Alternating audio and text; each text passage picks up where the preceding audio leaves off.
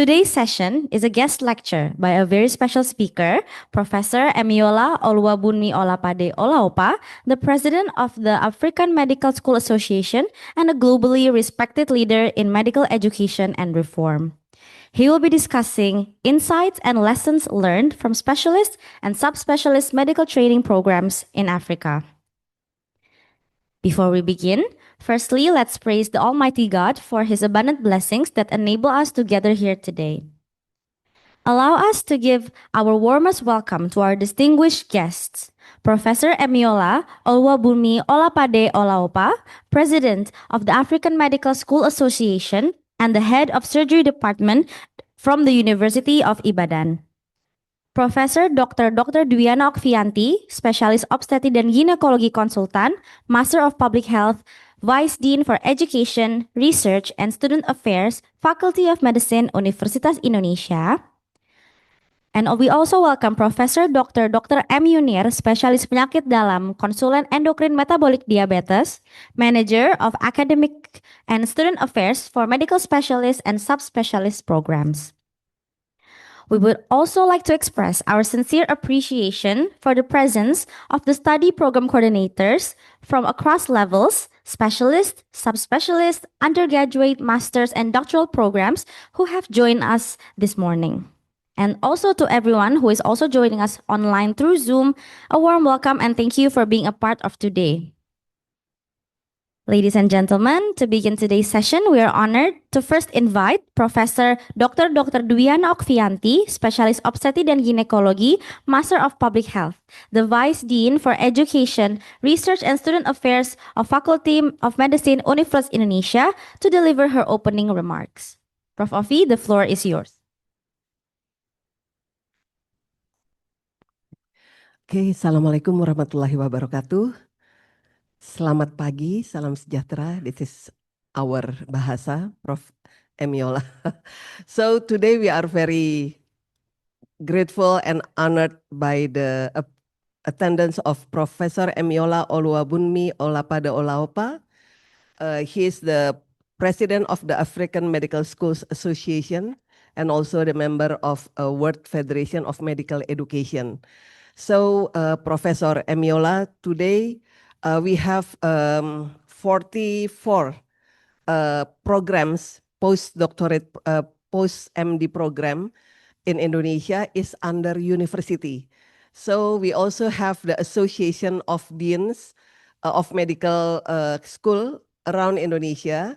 And then the vice head is our Dean, Professor Ari. It is called AIPKI in Indonesia, Asosiasi Dekan-dekan untuk Ilmu Pendidikan Kedokteran di Indonesia. So, it means that Professor Emiola is the head of AIPKI of Africa. So, it consists also from Cairo to Cape Town. Is it north to the south?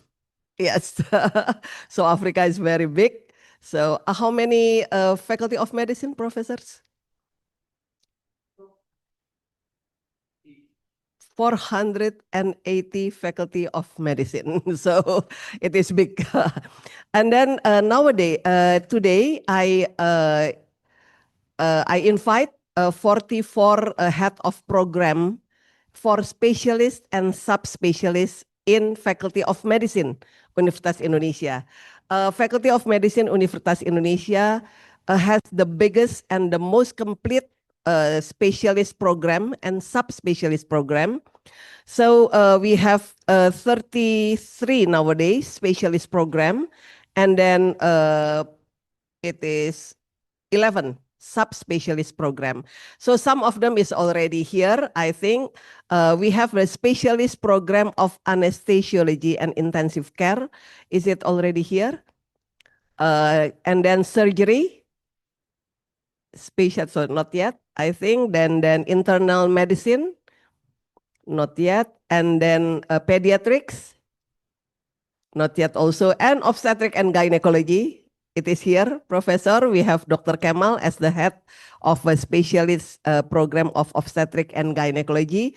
And we have also the head of program of subspecialist obstetric and gynecology, which has 5 under the endocrinology and fertility, and then urology, urogyne. It is under the subspecialist of obstetric and gynecology, and then social obstetrics, and then oncology, gynecology, and also feto-maternal. This is Dr. Kaika. I think Dr. Kaika is here for subspecialist of obstetric and gynecology.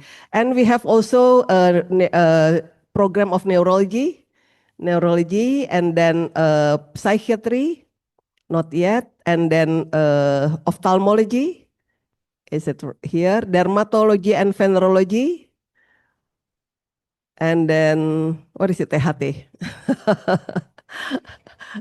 ENT, not yet, and then heart disease, internal medicine. I think we have the head of the department from internal medicine, Professor is here, and then pulmonology is already here, yes, and then radiology, forensic medicine, I already see, okay, 3 of them is here. So we have specialists in forensic medicine. And then pathology anatomy, clinical pathology. Okay, we have one from the clinical pathology. It is also the specialist. And then orthopedy and traumatology. Yes, we have orthopedy, urology. You already met Professor Rizal. And then Bedah Syaraf. Neurosurgery. So we have surgeon, neurosurgery, urology, and then orthopedy. It is in the, not yet. Neurosurgery, and then rehabilitation, medical rehabilitation. It is Professor Wida. We have from medical rehabilitation, physical, and then we have plastic reconstruction surgery. Not yet. And then olahraga, sport medicine. It is now one of the most popular one, except the rehabilitation, and then also the surgery, obstetric and gynecology. Now the sport medicine in one of the favorites from doctors in Indonesia. And then microbiology, clinical microbiology, and pharmacology, clinical pharmacology. Yes, we have also clinical pharmacology, occupation and health specialist. We have also, the professor is here, Professor Indah, also in occupation and health. And then thorax and cardiovascular surgery. Yes, we have thorax and cardiovascular. And then oncoradiation. Okay, it is the only now. Yes, only one. Sorry. And then we have, it's important, kedokteran penerbangan. Aviation. We have specialists in aviation. Yeah. So clinical nutritionist, clinical nutrition, yes. And then acupuncture, maybe you haven't heard about that. Acupuncture. It is also one of the most popular here. And then clinical parasitology. And then layanan primer, what is this? Family medicine. And the last one is emergency. This is the newest one, emergency doctor. So we have 33 at all. And then subspecialists, we have also,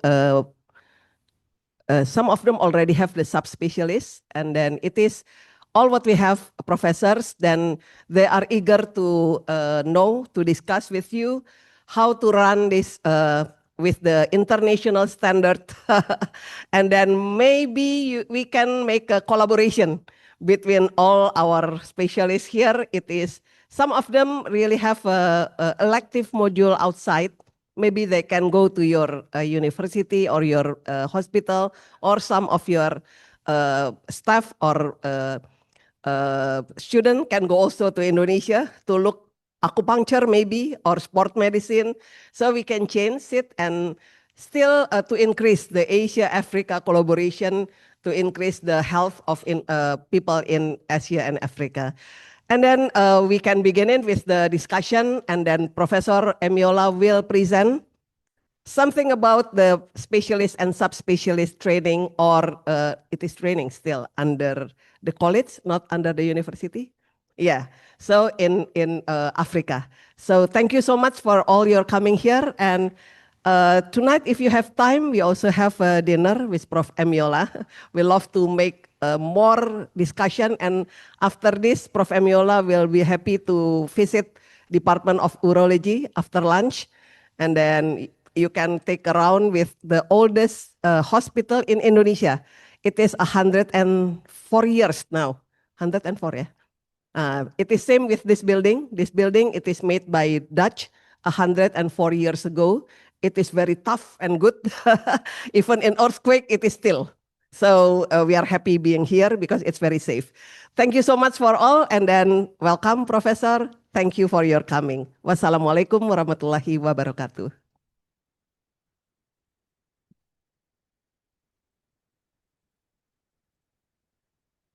Thank you very much, Prof. Ofi, for your opening remarks. With that, we officially begin today's agenda. We're looking forward to an engaging and fruitful session ahead. Now we're moving on to the main event, the guest lecture session. This session will be moderated by Profesor Dr. M. Yunir, spesialis penyakit dalam, konsulen endokrin metabolik dan diabetes, the manager of academic and student affairs for medical specialist and subspecialist programs. This session will consist of our guest lecturer, Professor Emiola Oluwabunmi Olapade Olaopa, who will be presenting the insights and lessons learned from specialist and subspecialist medical training programs in Africa. And the session will conclude with an interactive Q&A session. So we really encourage all participants here today to prepare your questions and make the most of this opportunity. For anyone joining through Zoom, you may scan the barcode on the bottom right of your screen to enter your questions and follow the instructions written on your Zoom chat box. Without further ado, I now invite Professor M. Yunir to take over as a moderator. Prof. Yunir, the time is yours. Thank you, Dr. Aisyah. Bismillahirrahmanirrahim. Assalamualaikum warahmatullahi wabarakatuh. Selamat pagi, salam sejahtera buat kita semua. Our speaker today is Professor Emiola, is president of African Medical School Association, and since 1986 graduate from University of Ibadan, and whose career spans surgery, urology, molecular biology, and medical education and health system research and development. He was appointed a full professorship in surgery in 2007, and he has participated active in all levels of academic and administrative government, having served on numerous. Okay, Professor Emiola, time's for yours.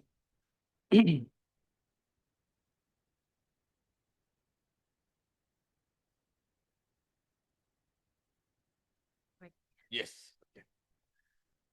Assalamualaikum.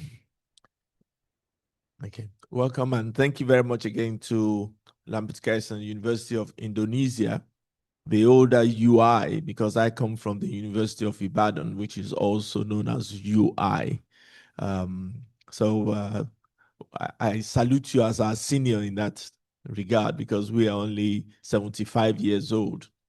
Thank you, Prof. Hamani, for that kind introduction.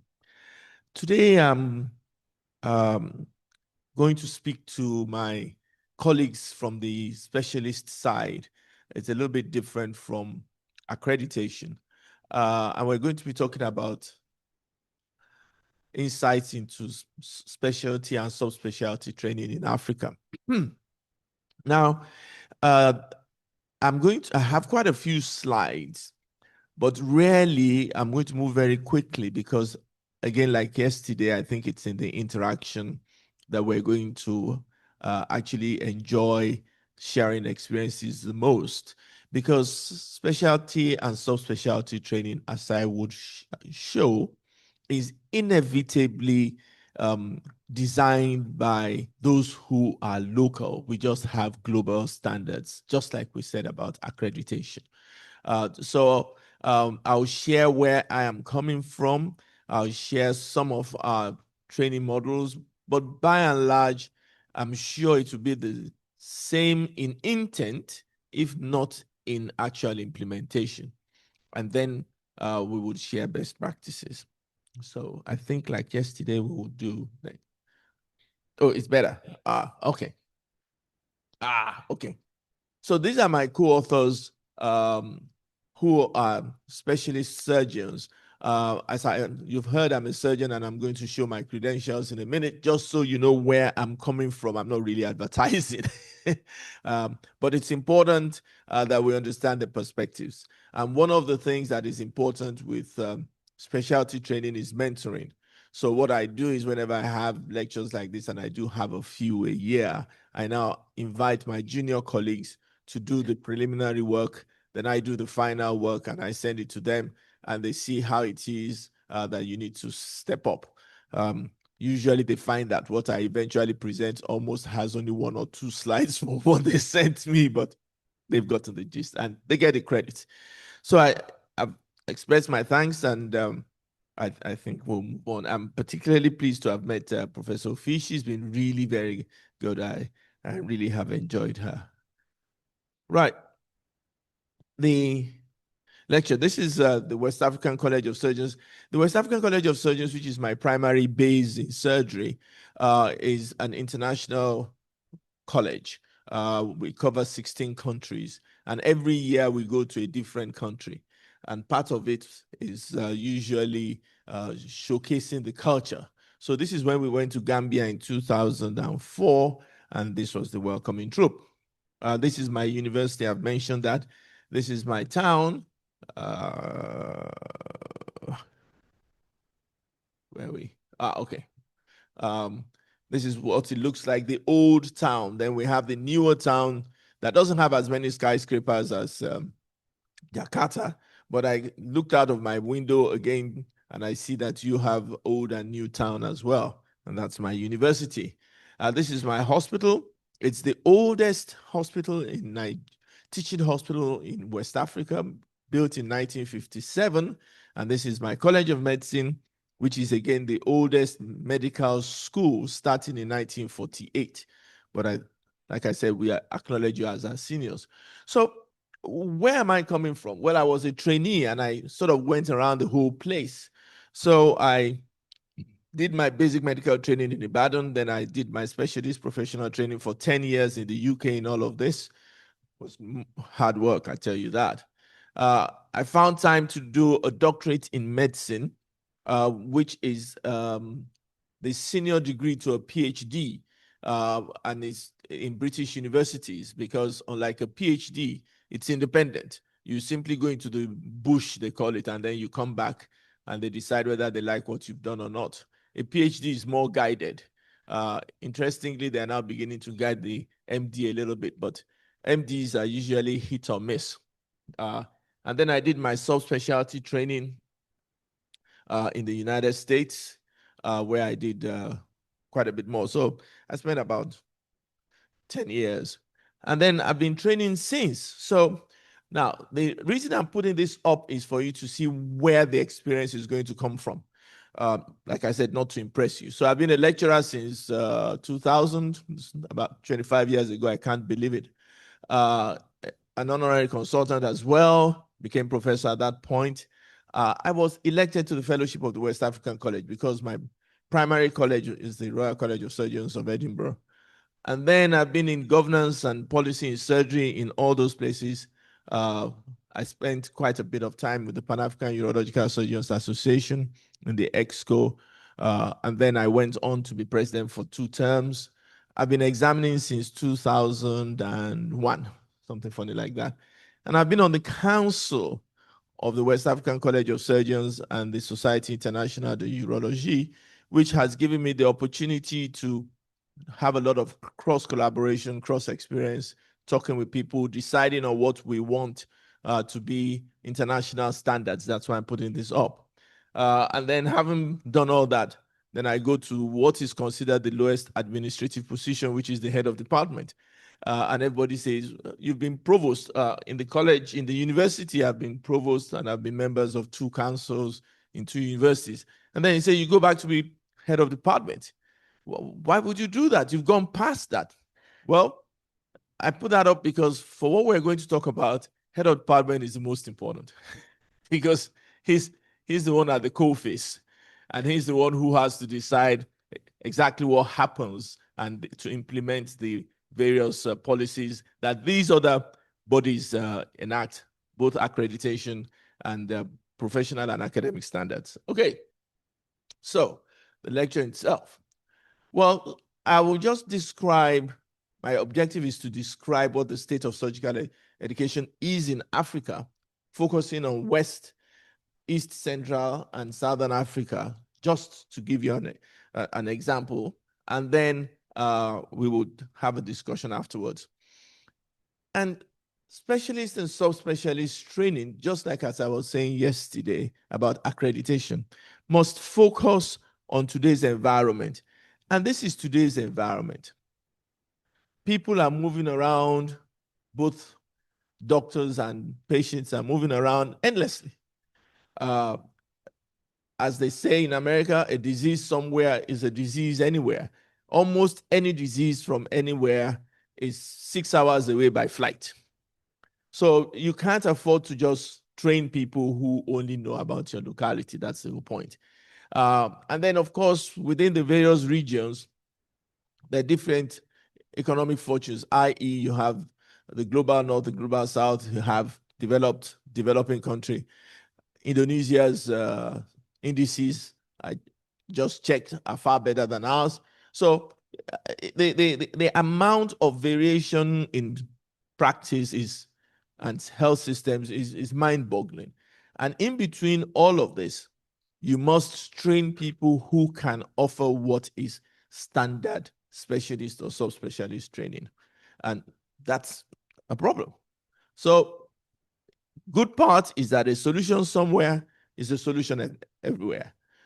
So somebody discovers something, you immediately adapt it if it's going to solve your problem. But if it's a problem as well, a problem somewhere is a problem everywhere, as we found out with COVID, monkeypox, and all sorts of things that cause an issue. So we must discuss health issues anywhere and everywhere in the world and find common solutions.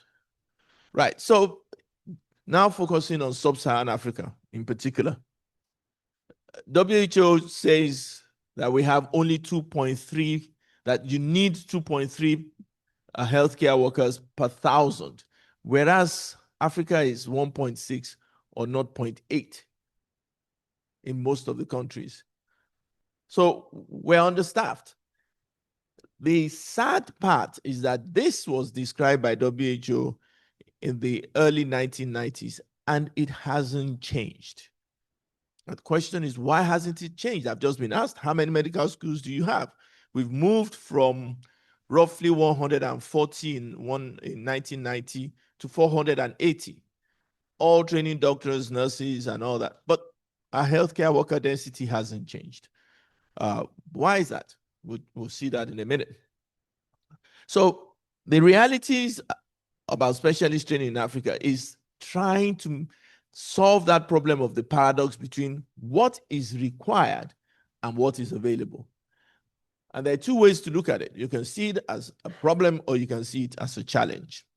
So we have all these problems, not changed in 25 years that I've been there. Inadequate number of specialist training centers, variations in systems, few number of specialists, maldistribution. You know, the specialist wants to stay in the towns. They don't want to go to the rural area. And if they want to go to the rural area, their family doesn't want to go to the rural area. The children want to go to school in the cities. So that's something you have to contend with. There's inadequate funding of necessity, inadequate teaching facilities, and then weak research. And this is why things haven't changed much. Brain drain. You know, they're leaving as fast as we're training them. And those that haven't left are just waiting to leave. You know, so, and there are various things. I don't know if you're having that problem in Indonesia. Now the high-income countries are doing, I call it telescoping. They go over the heads of the colleges, local colleges and local trainers, and talk to the students and the residents directly. They have academies, they have mentorship programs, they call them various things. But it allows them to have, via the internet, technological advance, via the internet, to have direct access to your residents and to your students, so that unlike before, when I had to recommend somebody to go to the UK, now they say they've had a relationship with him by the internet for the last 2 years. So the guy just comes to me one day and says, "Sir, I got a job in Scotland, I'm leaving." And you're like, huh? But more importantly, and these are the discussions I think the Global South should be having, is that when you are training them, their eyes are somewhere else. And this is what we call in curriculum the hidden curriculum. So you have the formal curriculum, which is what is written. You have the informal curriculum, which is what you do that is not written. But you have the hidden curriculum, which is the hidden intent of either the trainee or the trainers that has nothing to do with the curriculum. So the guy is in your residency training program to be a specialist, but really he wants to be in New York. So you're saying everything and he's spending all night waking up, talking to the guy in New York. So his mind is not where you're talking about, and he disappears. So it's not just the physical, the physical loss of those who go. It is the presentism of those who stay. Presentism being they're there, but they're not there. At least when they're absent, they're absent. But when they're present and they go somewhere and their mind is somewhere else in New York or the UK, you've got a problem. And it's getting worse. And it's going to get worse because of the demography of the world. So, next slide, please. It's not.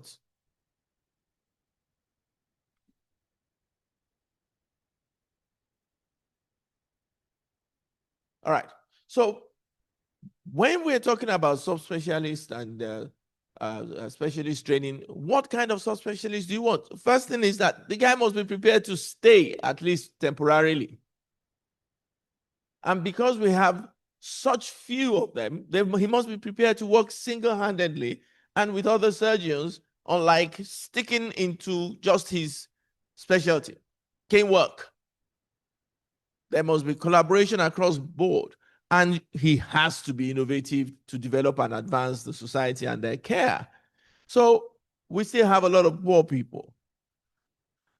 You must be able to treat the many with the few. Most of us have to get our own equipment somewhere or the other.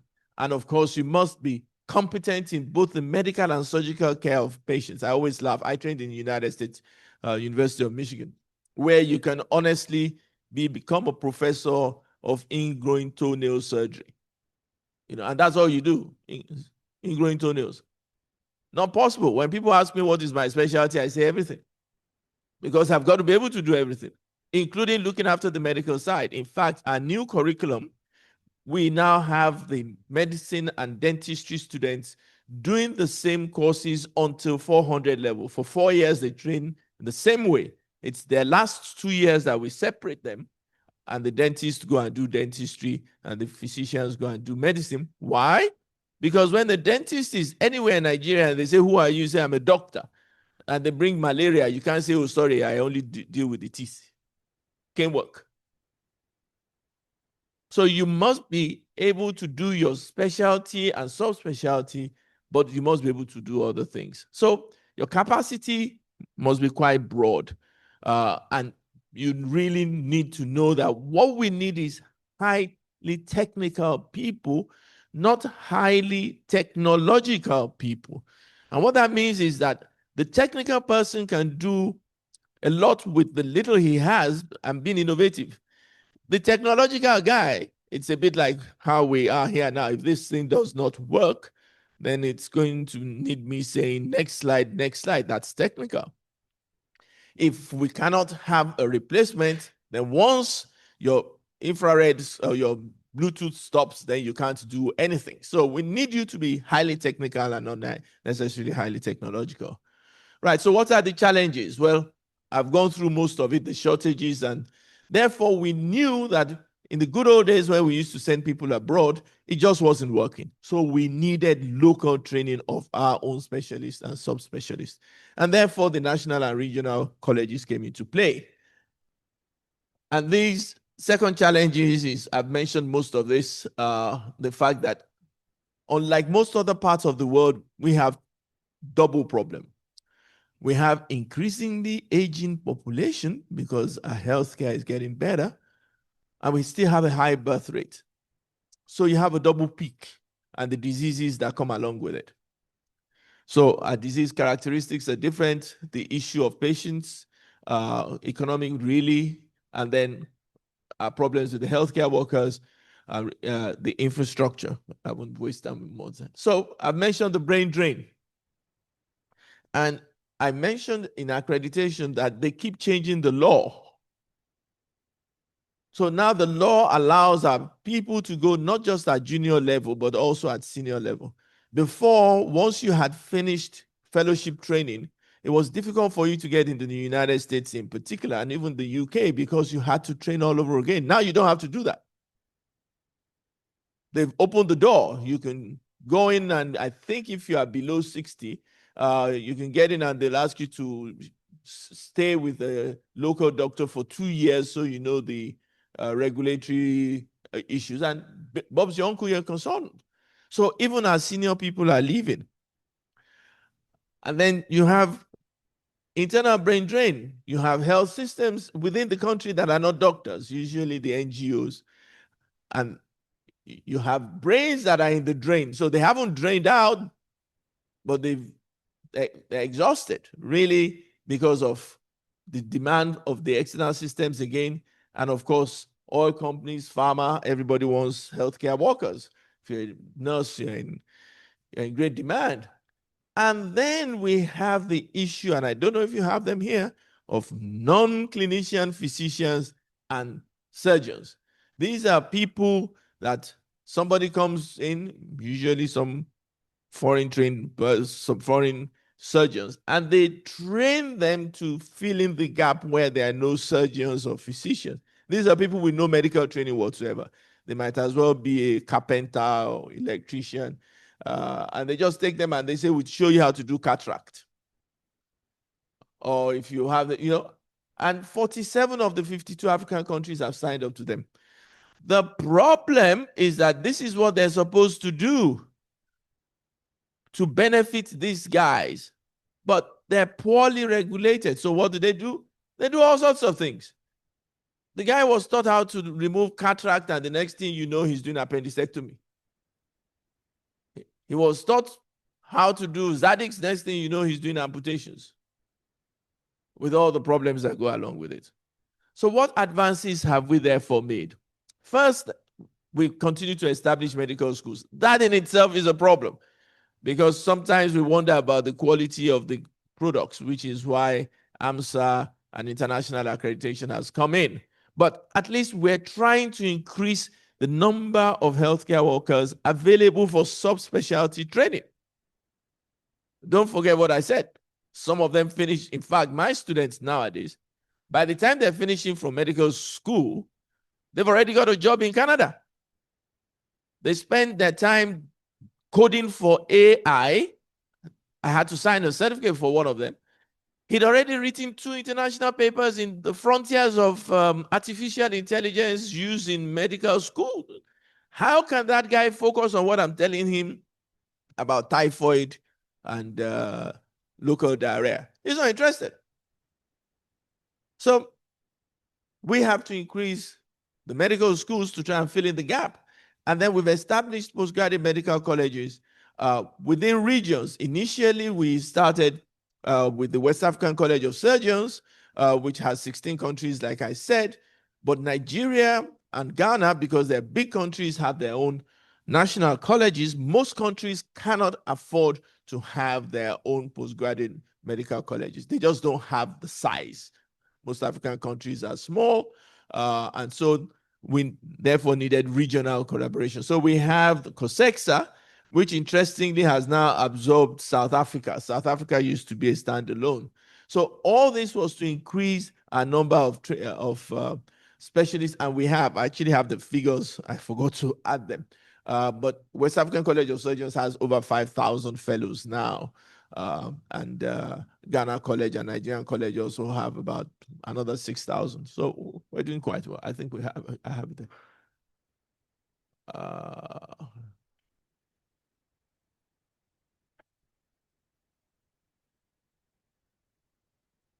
Sorry.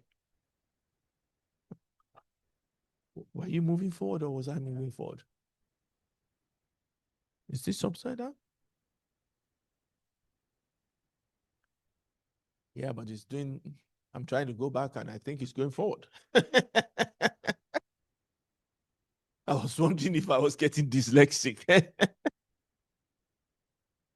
So we finished the lecture. We can now sit down and talk because the slides have all gone through. Right. Let me see. I'll go back to where I was. Right. Yes. Thank you. Now, right. So we've involved the West African Health Organization and the WHO because part of the problems in Africa is that you have the Francophone and the Anglophone.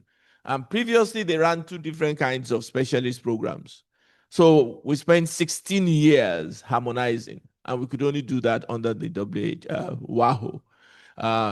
And it was tough.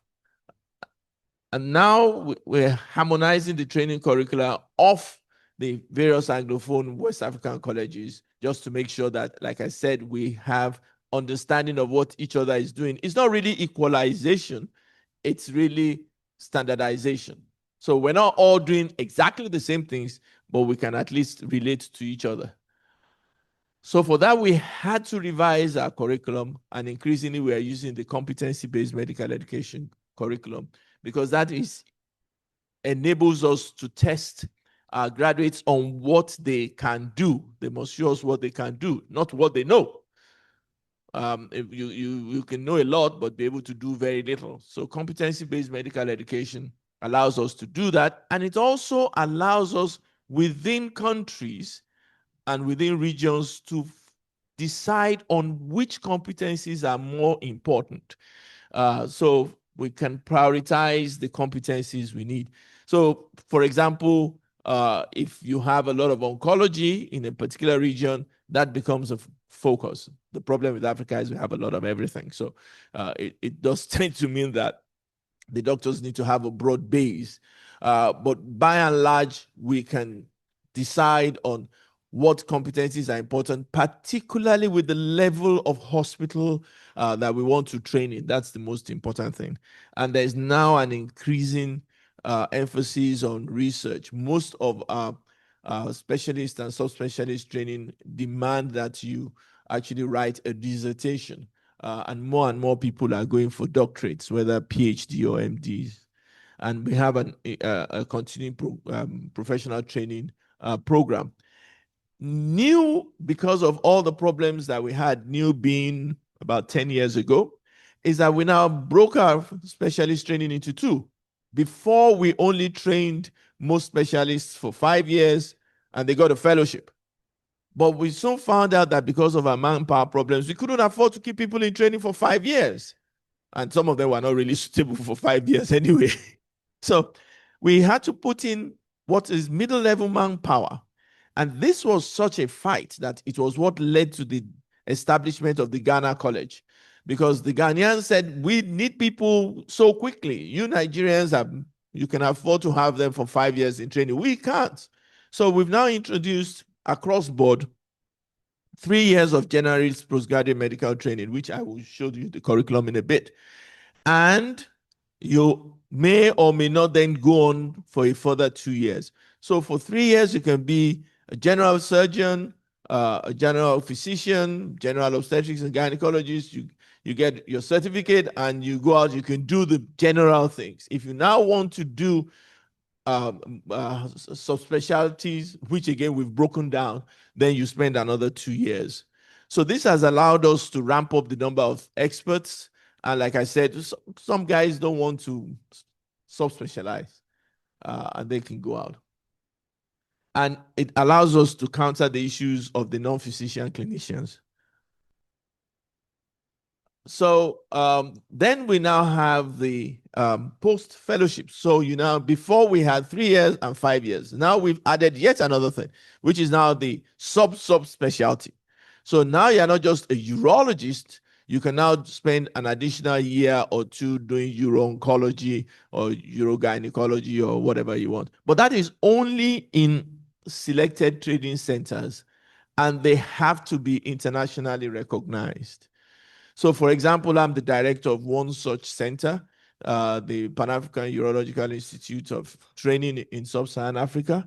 There are 4, but in West Africa, we're in Dakar and Ibadan.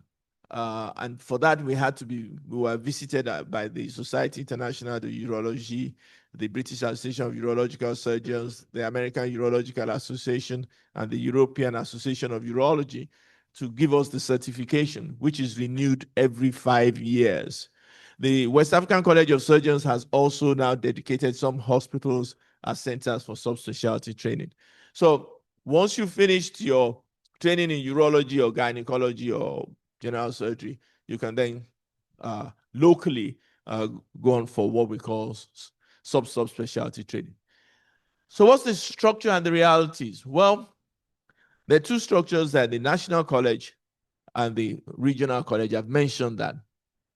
And this might interest you. So there is the university-based training, wherein as I will show, most of the training is done in university-accredited teaching hospitals. That is what most postgraduate medical colleges do in Africa.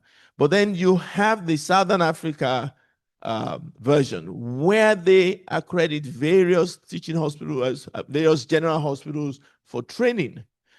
And I must say that that particular model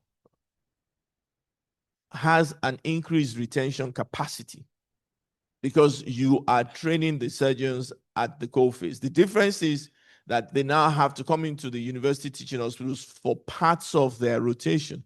Whereas on the other side, they spend most of their times in the teaching hospital and then look for a rural posting. So they're sort of like opposed to each other. So that's what this is all about. But all of them, you must have a primary examination that says you have some knowledge of the specialty you want to go in, whether it's medicine or pathology or whatever.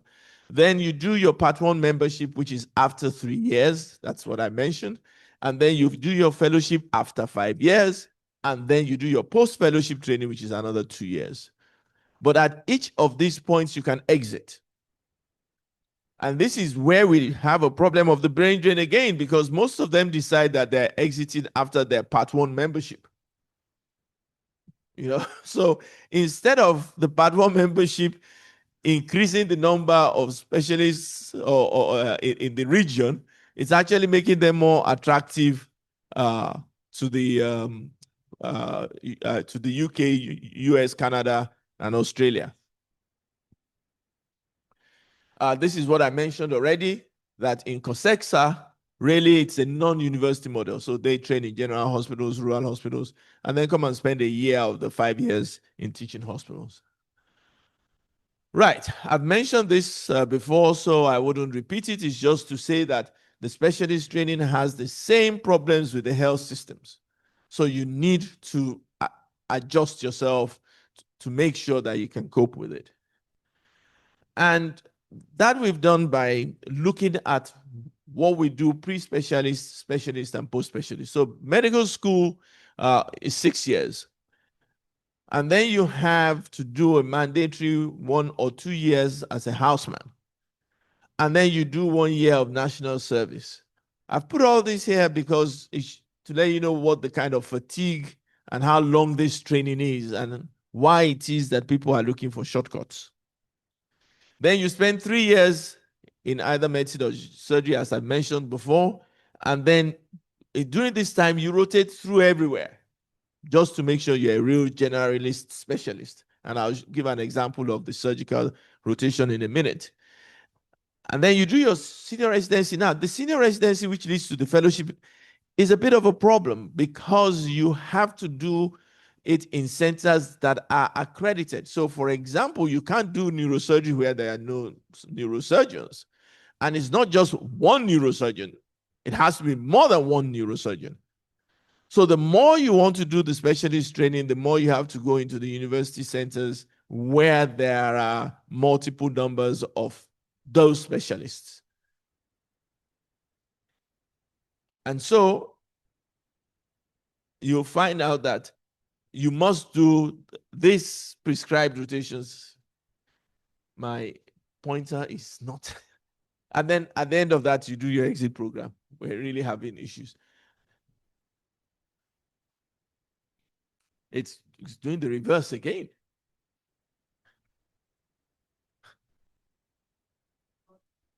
I know, I'm pressing backwards. Technology. This is where I was. Okay, fine. So sometimes you have to, when you're doing your subspecialty training, you have to go to another hospital, either within your country or outside the country. So in the smaller countries, for example, like Sierra Leone, they have a training with us in Ibadan, and they train their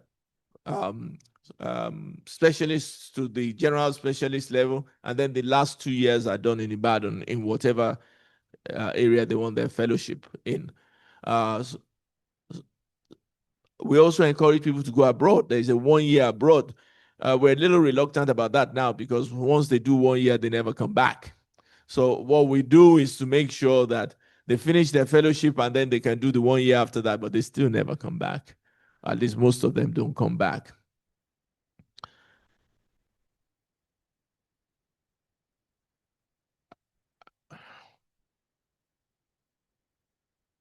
Thank you.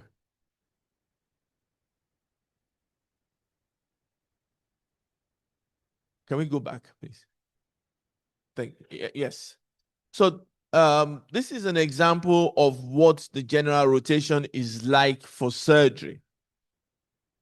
The specialist that wants to do 3 years and do membership must go through, thank you, this one, must go through all of this: general surgery, pediatric surgery, neurological surgery, and anesthesia. Actually, there's also pathology there somewhere. You have to do pathology.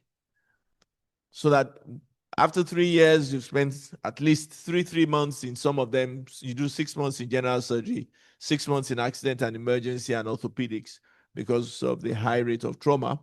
But you do 3 months in urology, 3 months in all the other places. And the same obtains for obstetrics and gynecology. They send them to us for 3 months at the junior level. They send them to us for 6 months at the senior level.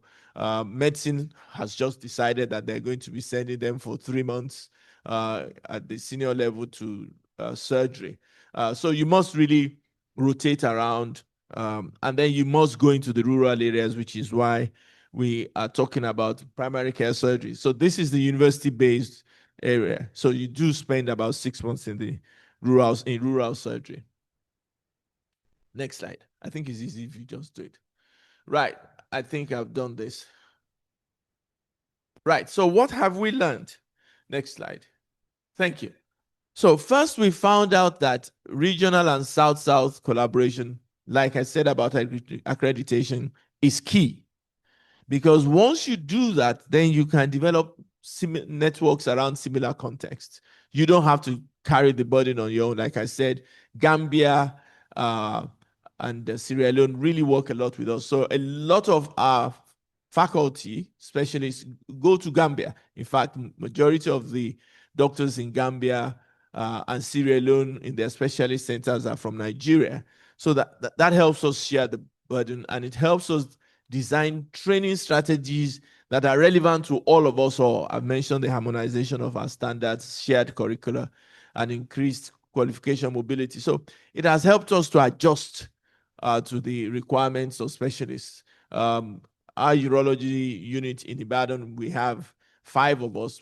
One person is always somewhere. And that is the same for most of us. The problem, though, is that we've now learned that each system has its own ingrained cultures, and I'm not talking about cultural values. I'm talking about within the system. So when we're harmonizing with the French, for example, it was a problem with the Francophones, because with the Francophone specialist training, they have a centralized promotion culture. So every year they go to Mali or to Togo, and every professor, everybody who wants to become a professor comes to present his papers there. Whereas on the Anglophone side, it's your university senate that decides whether or not your papers are good enough. I mean, they have their mechanisms for doing that. So to harmonize those cultures can be a problem. And of course, the changing demography. Of course, we've also learned that you must learn, just like accreditation, to design training structures that are sustainable, that address your local health needs and are therefore sustainable. And at the same time, you must infuse global standards, which is why you must make sure that there is cross collaboration a lot. We've learned that you must emphasize general and rural surgery. And we always have this problem. Rural surgery is surgery in the rural areas, is not rural nature in surgery. That has sometimes been a problem with the local governments, when we have to tell them that they must provide a basic minimum standard of care so that we can actually offer surgery in the rural areas. Otherwise, all you get are complications coming back. And of course, we've understood the high exposure to trauma and infectious diseases. You must have innovative delivery. So with that, COSEXA, which is the college in the East Central and Southern Africa, because they have vast areas to cover. There can be one surgeon in 100-mile radius. So they've had to focus a lot on e-learning and virtual mentorship. And they've invested a lot in that because it's just vast. It's like Australia. You just have vast land. So that their technology is top-notch. Whereas for us, on the West side, we do a bit of this, but more importantly, because of the volume, we've now had to adopt the OSCE for our training, and everybody now uses technology to reduce barriers. So even as I'm here, the patients I operated on before I left, they're sending me WhatsApp pictures and videos through WhatsApp. This is what is happening with this patient, and I can give advice. Even basic technology like that is being used. Next slide, please.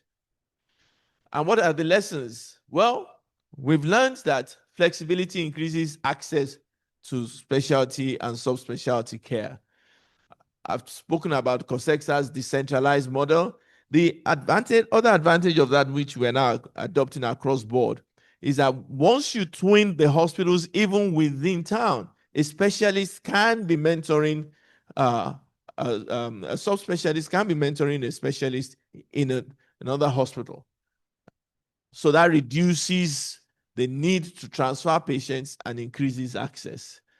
And modular training works best. So we can compact things into modules and say, okay, you come and learn this for this period. That really helps us, particularly with the subspecialty training, the post-fellowship training.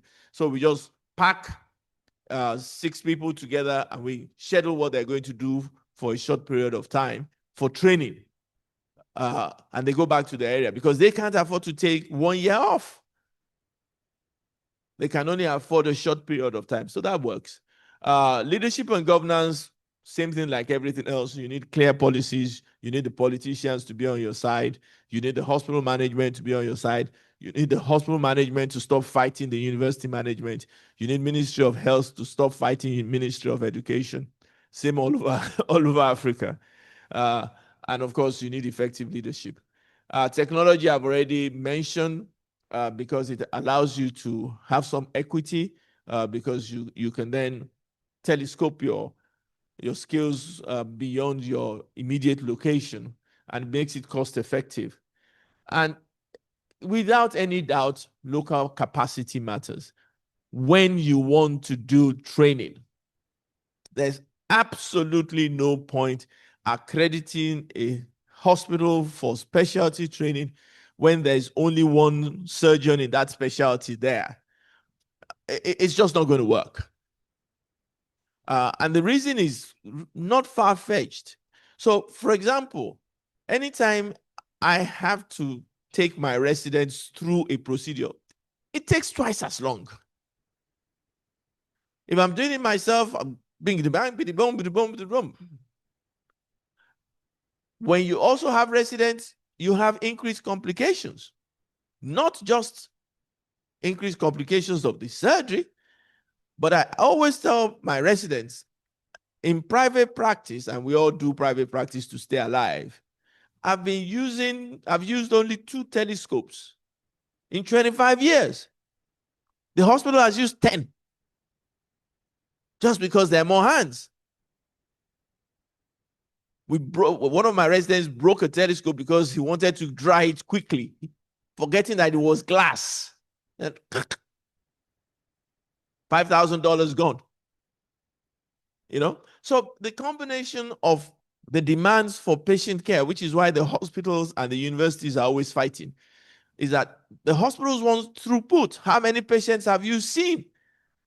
Well, if you're a training center, you can't see as many patients as if you're a general hospital, which is why you really want the general hospitals to be there. Again, in my teaching hospital, we have 9 beds. With my 9 beds, we have 5 consultants, and we have roughly 10 residents when we have them. It's not cost effective, but it's the only way you train. So the balance is difficult if you do not have local capacity. So what happens is that in our center, one person is doing the training of medical students, because we also have medical students. So this week is your week for medical students. Next week is your week with the residents. The last week is your week for you to do surgery. The other 2 weeks is not that you're not doing surgery, but it's that week that you're teaching some cack-handed novice that they've given you how to tie knots. Didn't you do basic surgical skills? Yes, I did. I forgot. You know. So during that time, your operation list is kept simple. Then when you really have, you really don't want a junior resident with you when you're about to do a nephrectomy that is invading the IVC. That's instant death for the patient. That is for you too, when something happens and there's nobody to assist you.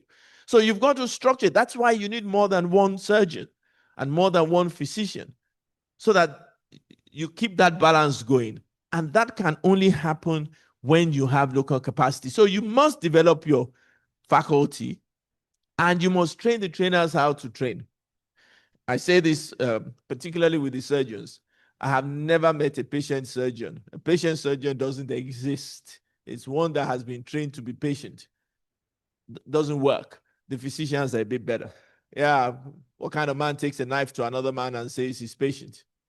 If someone approaches you with a knife, you got to move very quickly. So that's important.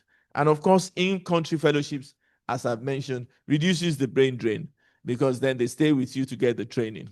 But in all of this, adequate funding is essential. We must, and from what I've seen in the University of Indonesia, there is a lot of in-house funding going on, seems to be.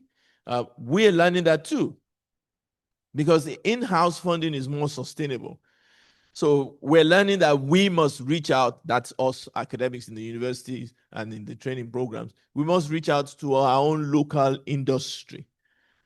It helps to make sure that when one of them breaks a leg and they bring him to the hospital, you say, well, we would have cut off your leg if it wasn't for Mr. XYZ that gave us this equipment.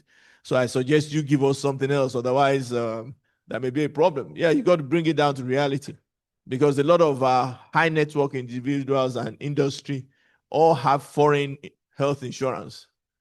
So they always believe that if there's a problem, they'll go to the UK, they'll go to Canada, they'll go to the US.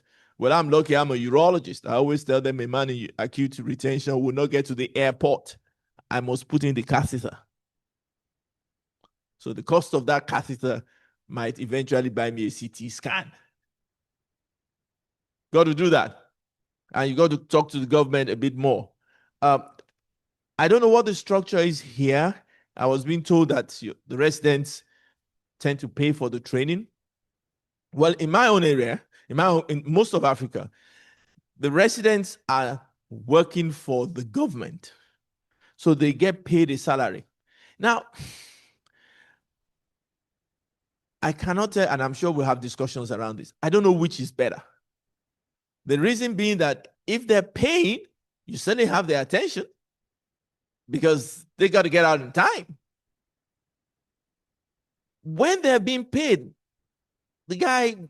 we're trying to get rid of some of them because they've got employment with the hospital. And the guy is quite happy. So 10 years later, he's still a resident. And I'm like, what the heck's wrong with you?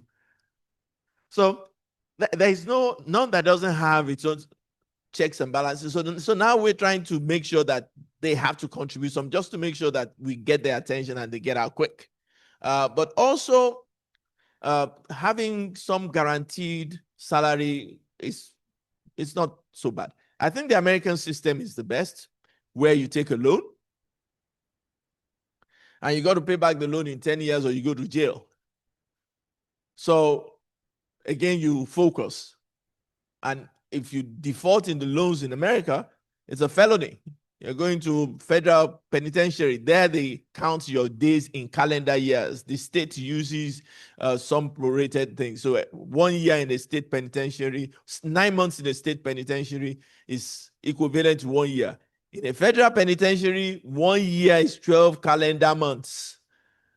So you'll find out that the residents in America don't joke. They got to get it done because you got 10 years to pay back that loan. And of course, the funding must be sustainable because you need new equipment, maintain the old equipment. Next slide, please. Right. So in conclusion, our regional colleges have made major progress in specialty and subspecialty training. It's really helped us. Mostly locally designed.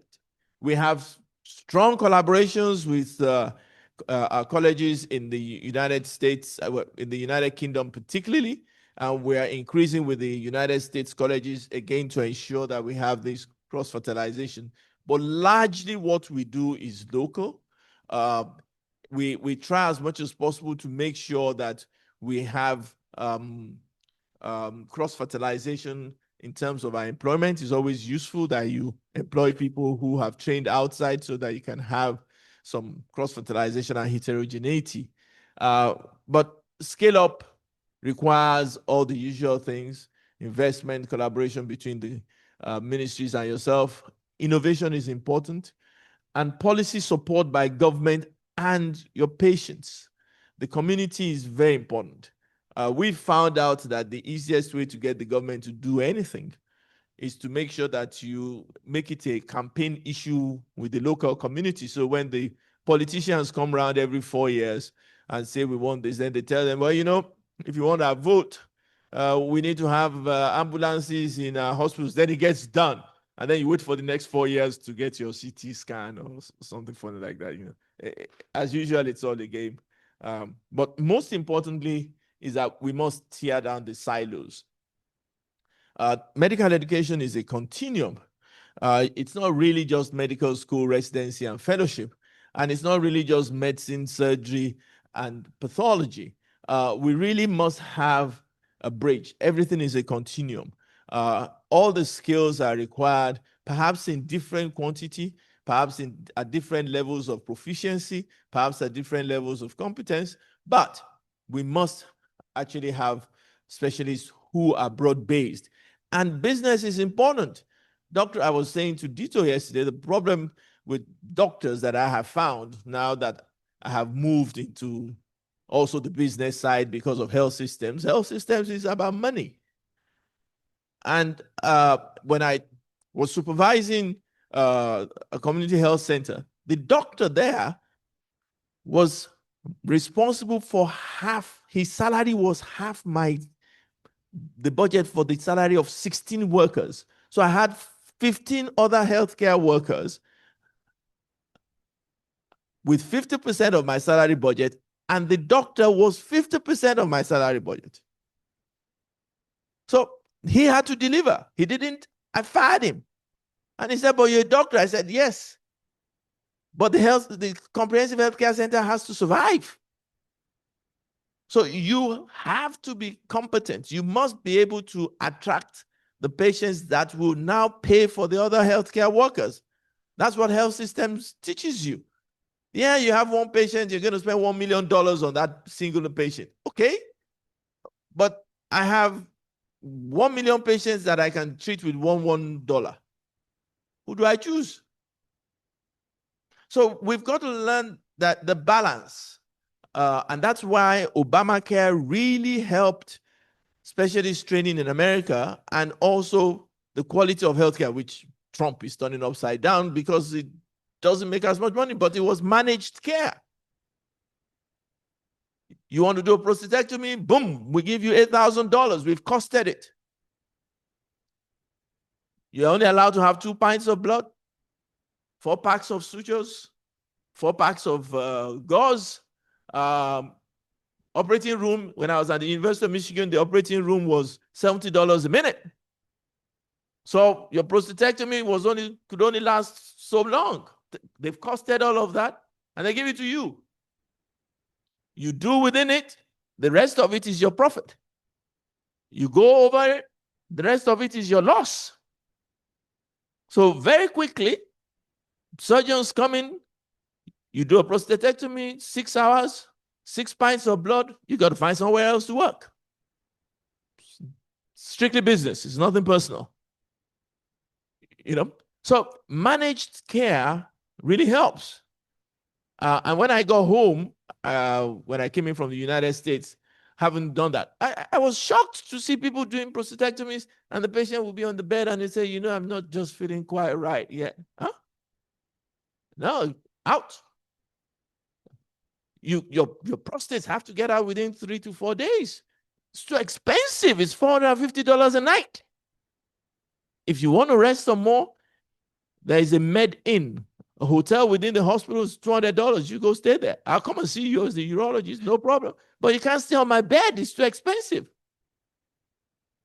And we have to incorporate that mentality so that we can take the money from the high network individuals and use it to pay for those who can't afford it. That's what managed care is all about. So that business side of things is important. You know, so as you train your specialists and subspecialists, being able to manage the business side of medicine, particularly in our areas where there is a lot of poverty and a lot of patients. And of course, usually it's the poor people who turn up late because they don't have any money. And in my own area, they would have gone to a traditional healer first. Then next, they go to a religious center. And by the way, if they went to the church and it didn't work, then they go to the mosque or reverse. By the time he turns up, he has no money at all. And it's now late presentation. And you need to be able to manage them. So you got to tear down these silos. There's no such thing as I'm a doctor, I don't want to get involved in administration. I don't want to get involved in politics. Don't work. So there are many silos we need to tear down if our specialty and subspecialty programs are going to have the desired impact on our healthcare system. And I make bold to say that it is because we haven't torn down those silos and we are producing monolithic, I always call them unipotential stem cells. These are people who can only do surgery. That's why he's got to go to America, where somebody else is thinking for him. In our own neck of the woods, you've got to be able to do cross-border thinking in terms of administration, politics, and all that to get things done. So those are my references. And I think, next slide. Next slide. Thank you. Yeah, applause. Yeah, thank you, Professor, for inspiring experience with your experience in Africa. Maybe many question or opinion from audience to give for you. Silakan, Prof.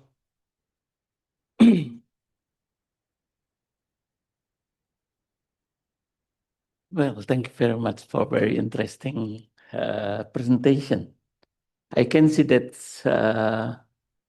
some challenge in your region is similar to common Prof, develop- sorry, Prof. Maybe your name and your Oh, sorry. program study. Yeah, my name is Muhtaruddin Mansur, but if you a bit difficult to spell my name, just call me MM. Yeah, well, yeah. Thank you very much for your very interesting presentation that I can see. I can take some point that the challenge from your region related to the specialist and subspecialist training is similar with the common countries for developing countries. I mean, low, especially for low and medium income countries.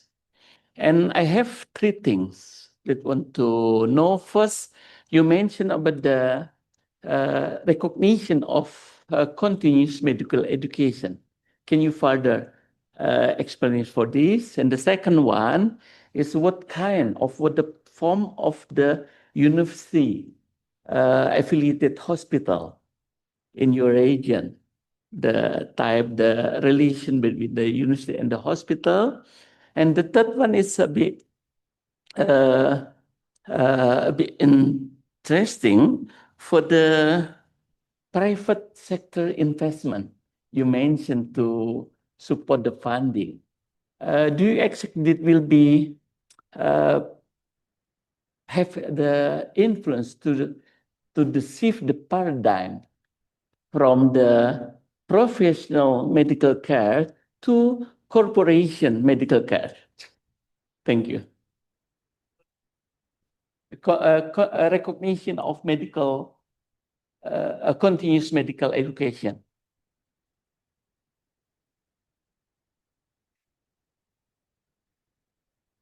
Yes, please. Yeah, well, the recognition of the continuum of medical education is always work in progress. And the reason why it's work in progress is that a bit like what I mentioned as regards whether the residents pay or they get paid. When you try to have a continuum of medical education, you also have to prevent, particularly during curriculum development, you have to prevent the specialists from wanting to turn the medical students into mini specialists. You know, it's always a problem. And at the same time, you want to get the medical students and the residents to understand that, as I often say, we see the same patient. So it's always work in progress to make sure that you limit the flow in one direction or the other.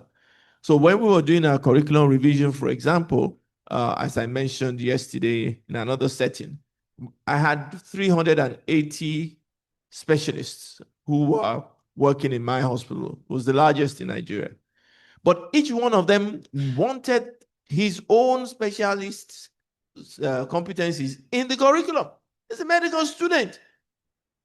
You want him to have cardiothoracic skills. And in surgery, for example, that is department that I head now, we have 9 divisions. Even the general surgeons couldn't agree on what was general surgery. They said, stop calling us general surgeons. I am a gastrointestinal surgeon. I'm a hepatic and biliary. And they want that in the curriculum. No. At the same time, you don't want the residents to forget their general basic skills. So the only way I have found works is through assessments, examination. So I was saying to Amelia that as we speak, we're preparing for another exam. My department holds 22 exams every year plus X. So every 2 weeks, I'm doing exams. Every 2 weeks. Can tell you that it's one of the beauties of having acting. People act for you because they think it's easy until the exams come. They realize how much of a problem exams are because it's different levels. You're doing junior medical students, intermediate medical students, senior medical students, junior residents, senior residents, post-fellowship, everybody comes.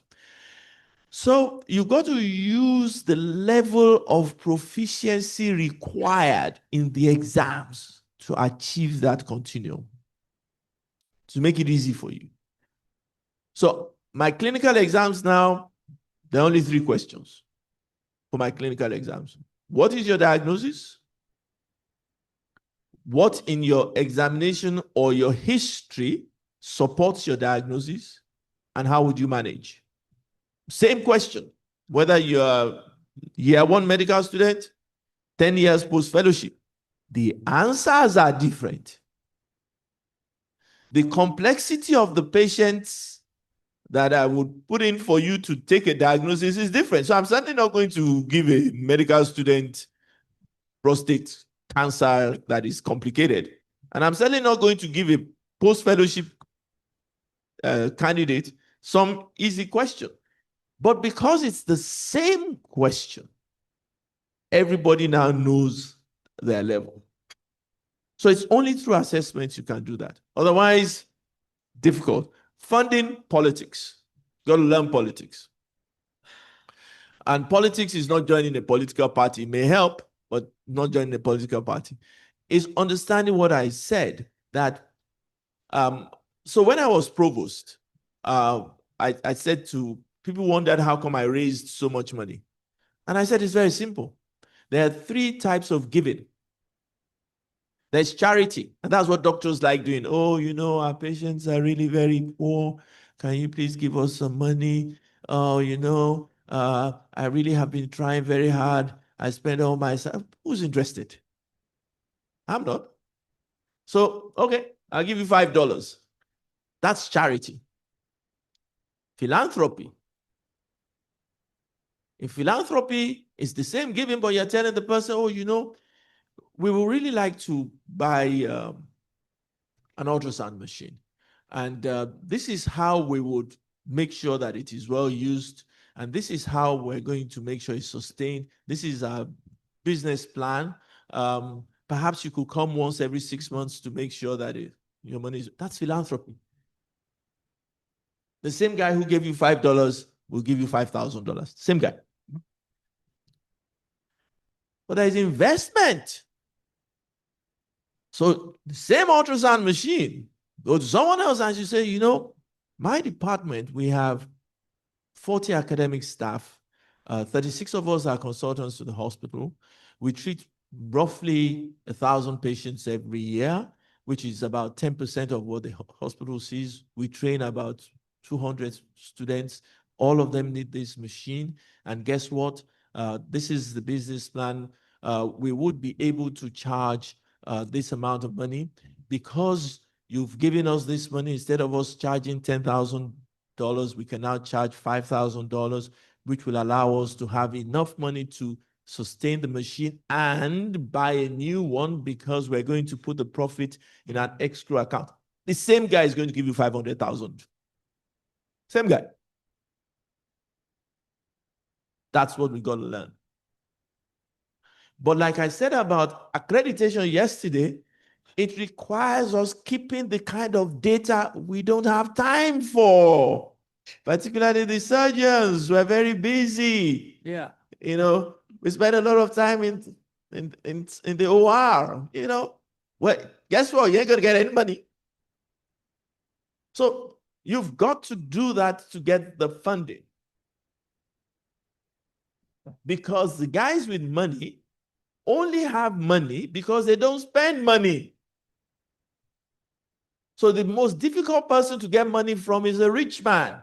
That's why he's rich.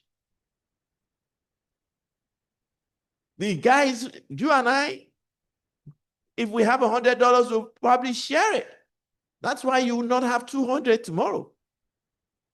The rich guy don't spend money. He wants yours. In fact, if you go to him with a business plan, if you're not careful, he'll say no to you and he'll go and execute it himself. That is why he has money. So you've got to understand how to get money. And that's this issue of politics. And finally, what form of university centers? Oh, Usually they're teaching hospitals, but then the university accredits general hospitals. We're trying an interesting, if I have time, I'll show you model in Lagos now to ramp up our training. We're accrediting the general hospitals, of which there are several, and the primary healthcare centers in Lagos State with a central control. So from the university, we'll accredit a few, and then we'll send the academician. There'll be a university consultant that will be in charge of maintaining standards of care, because, like I said, general hospitals are not teaching hospitals, you know. So you've got to do that. Okay, enough. Is there any comment for the audience?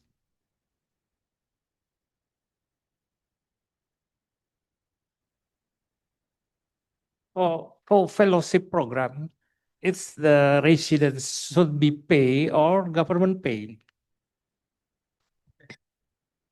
So being you don't ask that question. I think, like I said, I think the American model works best. If you have, as we do, so I have a problem now.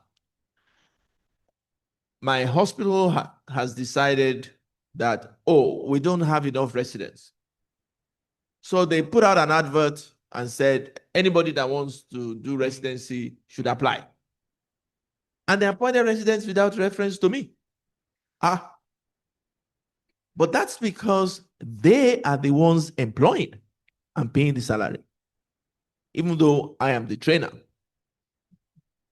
The standard format is that we will do interviews, decide on which residents which candidates we find suitable for training, and then we will send them to the hospital for appointment. But because they're the ones paying, they've turned it around. So, of course, the problem with that is that who knows the suitability of that guy for training, which we were supposed to have determined. So when the government pays, you are also ceding control of admission or appointment of your residents, which does not always work well. However, if you say that the residents should pay, then you immediately limit the number that can come in. Immediately, because of the cost. The American system, whereby you go through medical school with funding from scholarships and loans, and then when you are in residency, the government pays the hospital from which you draw your salary. That's the American system. I think works better because it, like I said, keeps the resident focused. Because the real problem is getting the residents to focus on what you're telling him to do. And if you are not involved in his payment, or if he does not think that you are going to have an impact, then he simply doesn't listen to you, or she. Yeah. Thank you. Is there any question? Prof. Indah.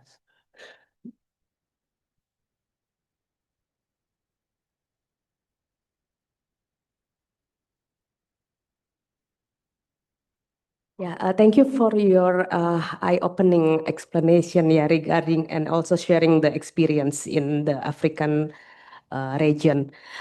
Just very interested to know, maybe you can also share, because we a specialist in primary care and family medicine.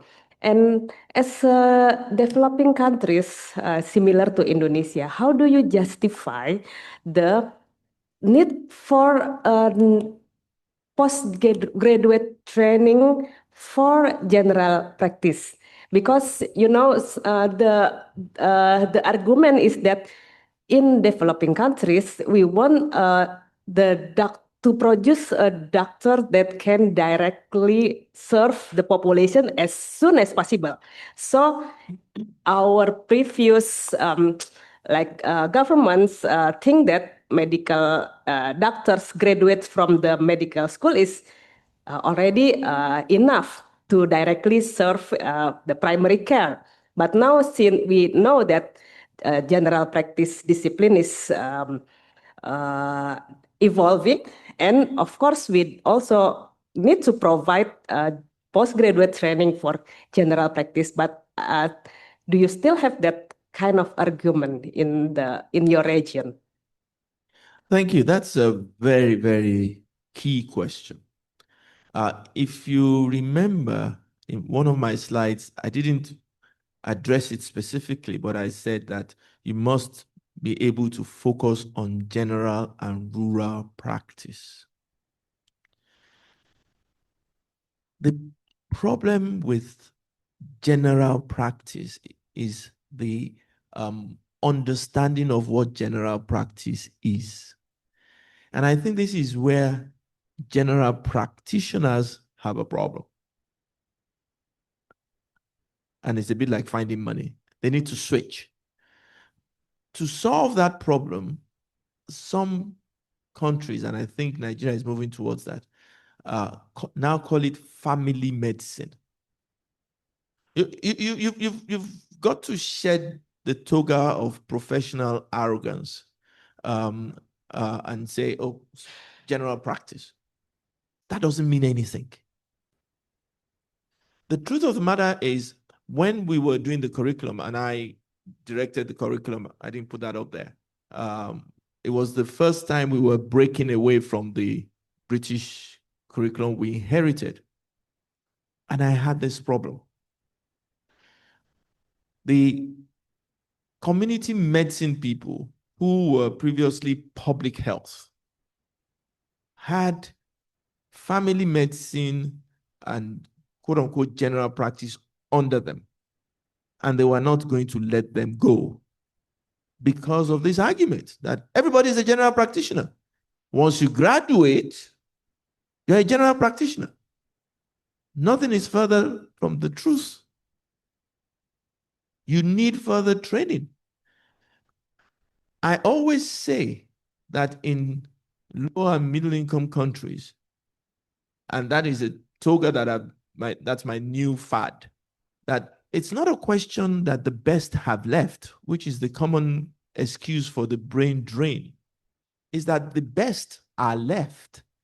Because if you and I were not in here,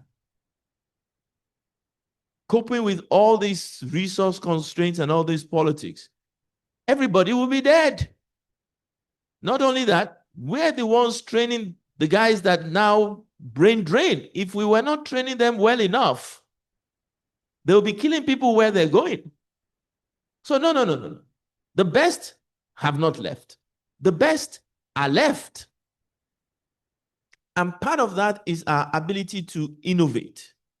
So when I had this problem with community medicine and the general practitioners came, I said, change to family medicine. 1. 2, define what you do. That's the problem. It's general practice.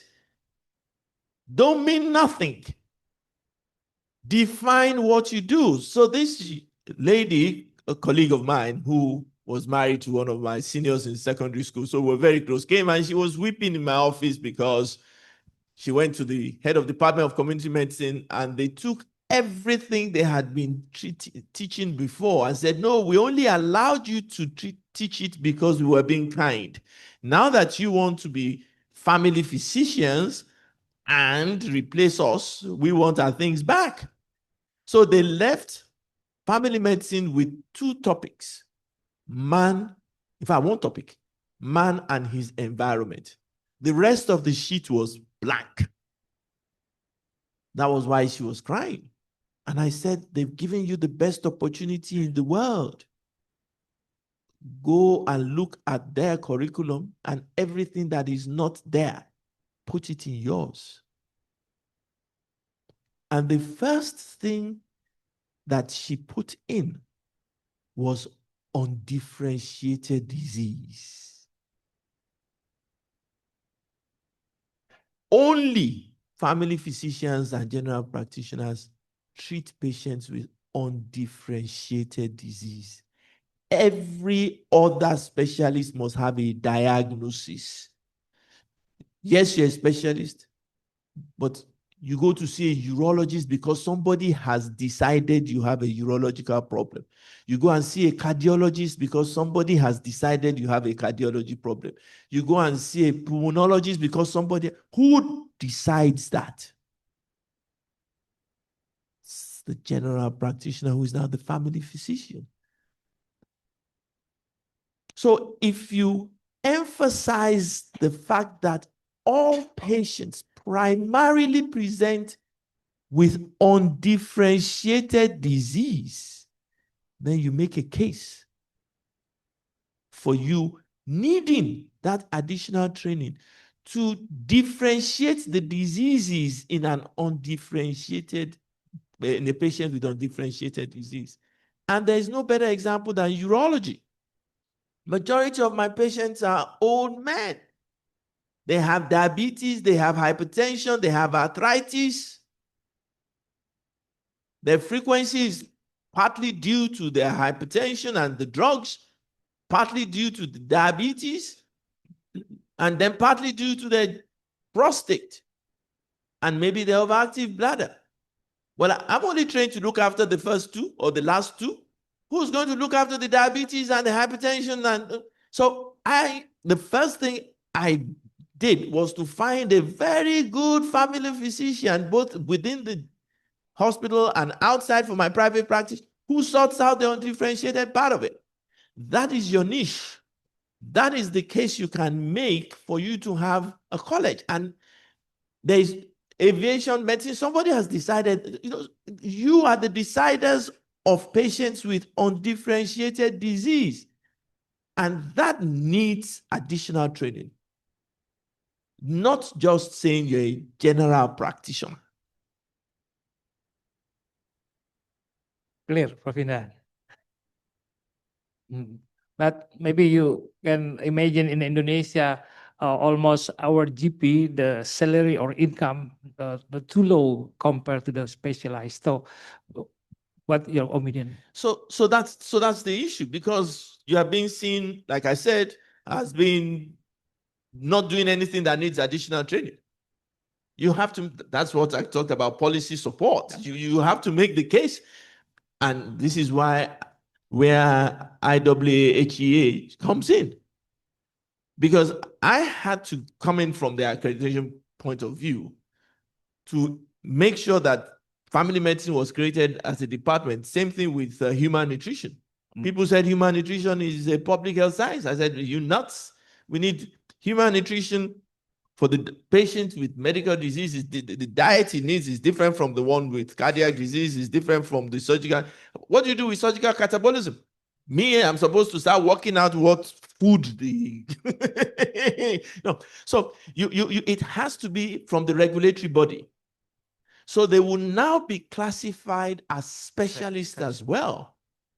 Now, it's not going to happen tomorrow, but if you think about it and you think it's worthy and you go in that direction, like I said, you have to create it, and that's the innovation that is necessary, so that they can now be at par, and therefore you will not have a rush. I don't think they would ever earn as much money as a neurosurgeon, Right. but they'll certainly get off the bottom. But you need accreditation to say. Yeah, maybe Dr. Prof. Indah, GP plus ya, GP plus diabetes, GP plus circumsisi. Okay, for audience, is there any question? Prof. Rizal, silakan, Prof. Agus. Okay, thank you very much for a nice talk. I have two questions. This is about the sometimes overlapping between the competency between specialty and subspecialty, and of course the facility. I mean, it's based on your experience, because you show that you have your university hospital, and how about the patient in there? Because here usually the hospital growing up become more tertiary hospital, and then the patient become more complex. And usually the competency for the specialist, the patients become less, and then we here then we have to send the residents outside the team hospital. What is your experience and how to make the collaboration? And the second thing is actually is about the general surgeon, because we are surgeon. I mean, we are urologists. You said that you still have 3 years until now. You still maintain 3 years go around to the general, but here the problem is because again the patient has become less, and then if we go urologists go to the digestive surgeon, then actually we don't get what they have, because though this is for the general surgeon, this is for, but how you can maintain that you how to say the maintains the program for 3 years. I've been during my residency, I'm still doing 2 years for general surgeons, but on that time it's already starting that differentiating between, oh, your urologist actually is not your competence, but now it's become more or less, I think, in our places maybe only 1 year for go around for general surgeons. It's an ongoing battle, and these are problems that we continue to address.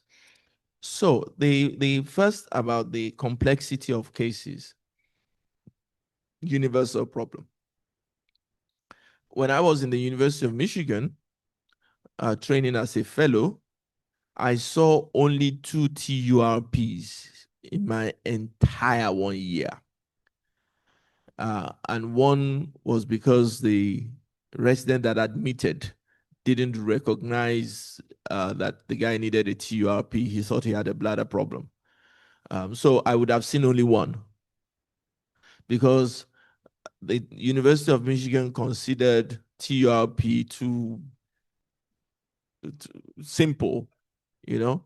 And when my father came to visit me, he had an echo, and we found out that he had a mural thrombus. I mean, how the guy survived the flight, I don't know. But there was a mural thrombus in his heart. It's really classic mural thrombus. And there I was in the University of Michigan. So I ran to my boss and said, look, my father's come from Africa. I have this, da, da, da, da, da, da. You know, Africans are so emotional about everything. And this guy just looked at me and said, oh, picked up the telephone and called his cardiology friend. And the cardiology friend said, the professor there said, I cannot remember the last time I treated that. I'll find him a nice guy out there in the boondocks, because they considered mural thrombus too simple, you know. So it's a problem. It's a universal problem.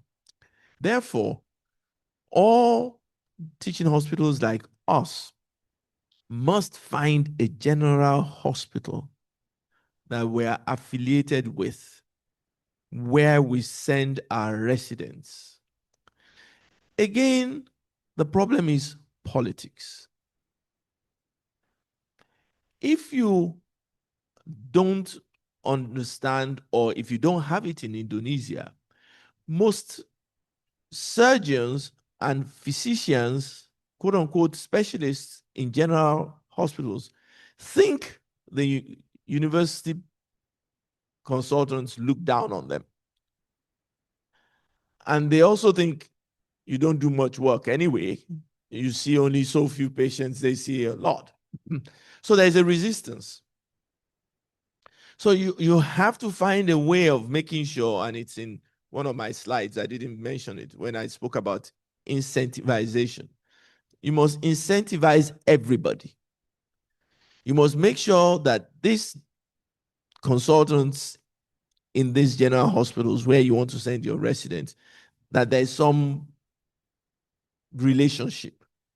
So for us, for example, where we send our residents, we ensure that those consultants that accept our residents, when they need to transfer a patient, they don't go through A&E. unless it's an emergency in that regard. They just boycott all the things that they come straight to us. So in their hospital, the patients know if you see Professor Das or Dr. Das and you have a problem, he's going to send you to the teaching hospital and they're going to see you immediately. So he feels like a big man in that area. So he's happy. If you write papers, put their name on 1 or 2. It's not going to affect his promotion. But he too goes around and says, I published the paper. Well, he's author number 14, but it doesn't matter. So little political things like that. And then once in a while, invite them to the grand round. Let them come and tell you what they're doing. It's okay. Those are the things that help the relationship, And then if you can afford it, like we do, we go there on rotation ourselves. So I don't, because I'm all over the place, but at least 2 of my colleagues go once a week to assist them with the complex cases. So again, they feel that we're not simply using them. Because it's like I said about the continuum of training, the continuum of practice. It's impossible for you to do the sort of complex cases we do and then have time to be doing you could never do a cystoscopy in my major theater. It could never happen. If a patient has a cystoscopy in my major theater, it's because I need to take a decision as to do something else. You could never get a DVI. You could never get any of those things done in my theater again, ever. So we've opened up an outpatient procedure place where all that is done. Because we got 12-hour procedures to do. So you've got to find that balance. And your second question was general surgery. Yes, politics. Everything is politics. You really have to learn the politics. So the general surgeons, there's an ongoing battle in my department now. They want us to be a department of urology. I said, never.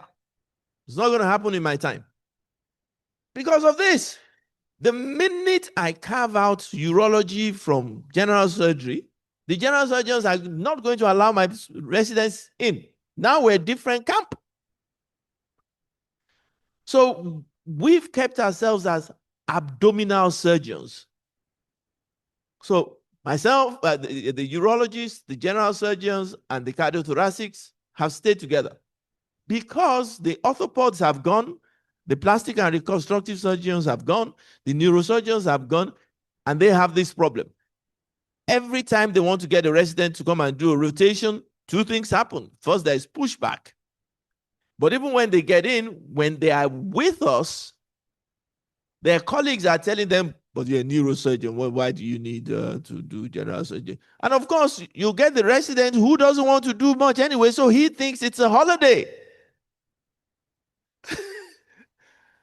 So you've got to understand how these things go. And you wouldn't know as the professor, they won't tell you. Because the cases are few. So my guys don't want to share. He don't want to do. Everybody's happy. So you never, ever get a complaint. They would sign all his logbooks for him as it's all fake. So I've said no. And it's caused a real problem. Well, for them, not for me. I said, when I leave as head of department, you can do what you like. But me as head of department, not going to happen. So that's one part. The second part is we now, during my time as program director, because I was program director before I became head of department, but a long time ago. But one of the things I did was to have reciprocity. So aside from the 3 months of rotation, at the senior level, my guys go and do 6 months in general surgery, but I take one of the general surgeons too. And I tell them, I justified it, just like with the family medicine people, by saying, as a general surgeon, at least you should be able to do some urological things. cystoscopy, there are too many things, too many cases. I can afford to allow him to do a few. It's not going to bother me. But I need my guys to have general surgical skills at the senior level for them to be able to do what I want them to do as a urologist. So again, politics. So once we agree that on the reciprocity, what can you do for me and what can I do for you, then that helped calm things down. So in all of it, it is understanding the collaboration and also managing humans.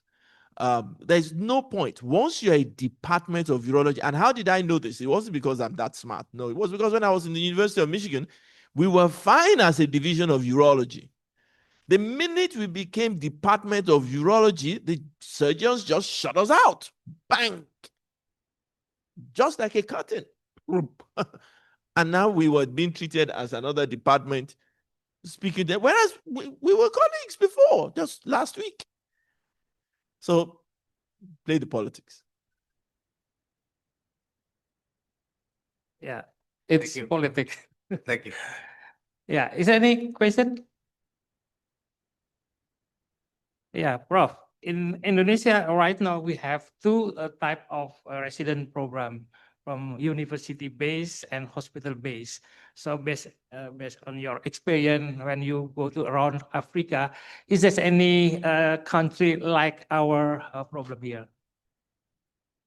No, that's why I put up the COSEXA. COSEXA runs, I think the hospital-based just allows you to have the residents under the control of the hospitals. I think in Africa, most of them do that. But the control of the training is in the universities. What COSEXA does is that both the employment and the training is mostly in the hospitals.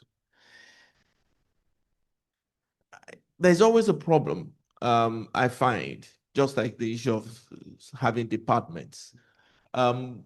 Ultimately, degrees or training programs that are headed by academics tend to have better recognition. And I think the reason is because in an academic setting, there are certain checks and balances that do not exist in the hospital setting of service. There's no time for it. So I don't see most hospital settings having grand rounds.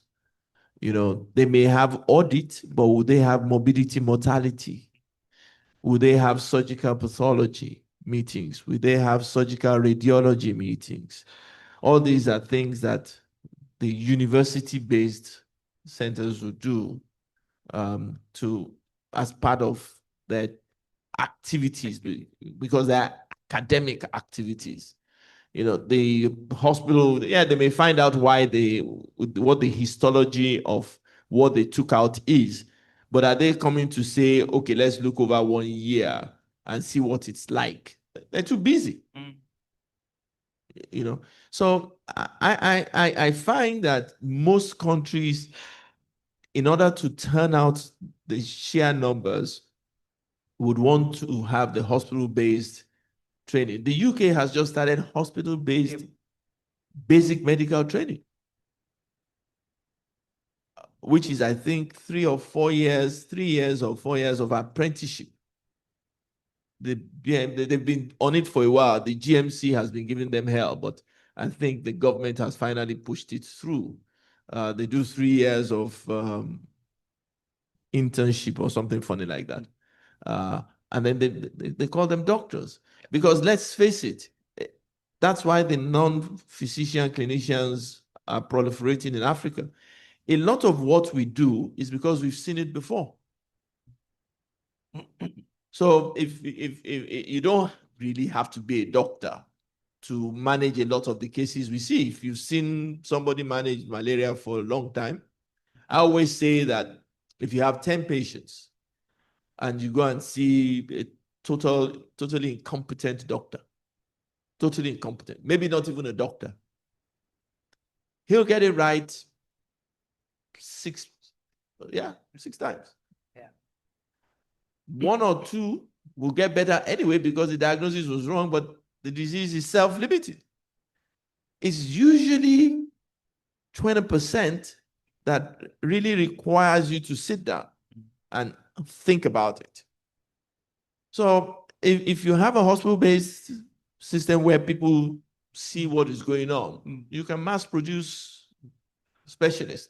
Whether they will now be able to innovate and deal with it. So like I always tell my own residents that surgery is not, it's just a technical job. I don't know why people get so excited about it. If you've seen a prostate being done enough times, you can do it. I can teach my driver how to do a prostate. It's not a problem. You can remove a prostate. You can remove a kidney.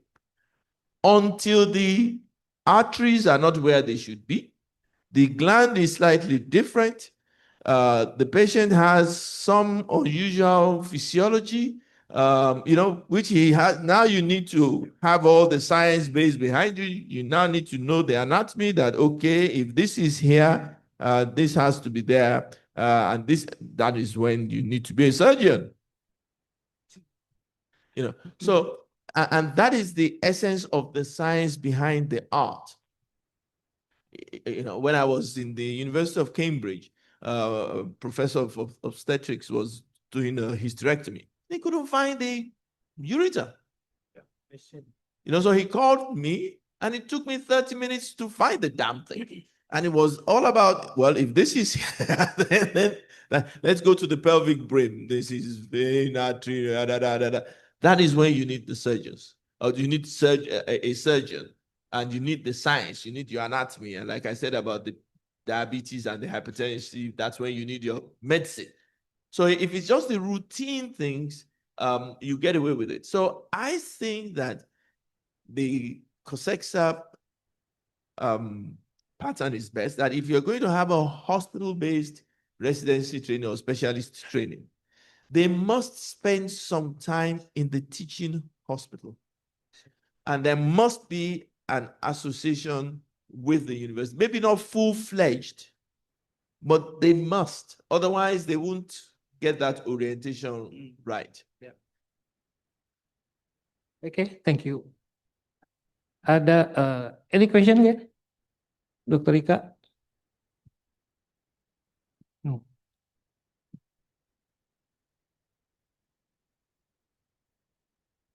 Yeah, Prof.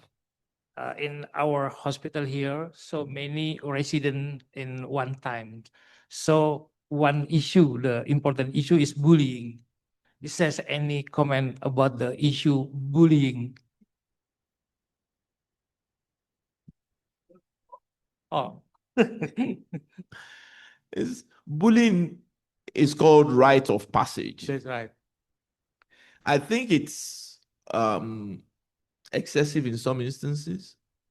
I think it can be cruel in some instances. But I think there's a certain degree of oppression that would always take place in a hierarchical system. So I'll use the University of Michigan as an example, where I saw structured training for the first time. So when I trained in the UK, where I spent 10 years, you were just thrown in. And of course, you were bullied because you couldn't do anything. And nobody showed you how to do anything. So, and if you were then unfortunate and you were Black, then you had even more of a problem. So they would say, well, you can't do it, so you're good for nothing anyway. So why don't you go and do all the dirty jobs? So you did all the clerkings, you did all the investigations, and the others did the operating. So you had to be good at that for you to now make a case for you to be allowed to operate. But even when you were trying to learn how to operate, surgery, unlike medicine, is an apprenticeship. Somebody really has to show you the tricks of how to get it done. So if you don't know how to learn from your colleagues and learn how to get them to teach you, you have a problem. So if the guy is a bully, then instead of seeing it as right, then he makes your life difficult. Well, if you want me to do this, why don't you do that? If you want me to do this, why don't you do that? And it can get a little bit out of hand. But there is that issue of hierarchy. But then when I got to the University of Michigan, I found out that what they did was that there were structured things you needed to learn at every level. And therefore, you could measure what the seniors were doing in handing down the skills. Otherwise, so if you took a 1, they number their training in 1.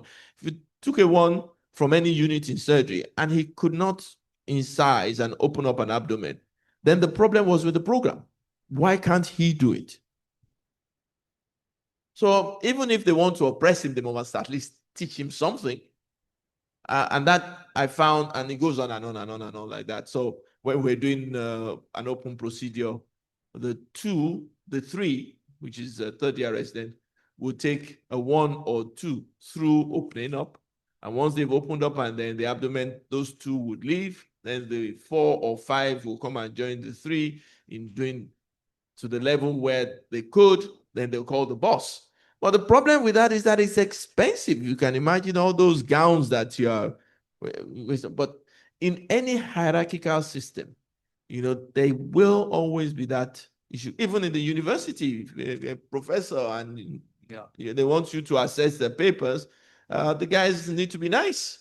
Otherwise, papers sit down there for the next 20 years,